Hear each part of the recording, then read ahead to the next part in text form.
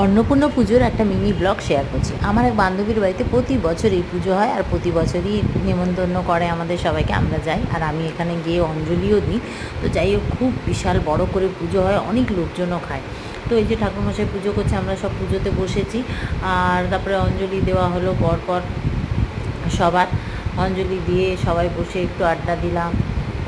তারপরে পুজোটা অনেকক্ষণই হয়। আমি তো গেছি অনেক বেলা করে। যাই হোক, তারপরে ঠাকুরকে এখানে কাপড় দিয়ে, যত লোক মানে কাপড় দিয়েছে তাদের সবার কাপড় দিয়ে ঠাকুরকে সম্মান করা হচ্ছে।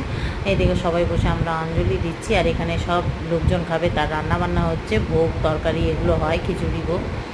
আর এখানে ঠাকুরের ভোগ দেওয়া হয়েছে, দেখো অনেক রকম রান্না আছে, জানো তো। তারপরে এইভাবে আমরা সবাই বসে একটু খেয়ে নিলাম, তারপরে বাড়ি চলে এলাম। তোমাদের কেমন লাগলো অবশ্য কমেন্ট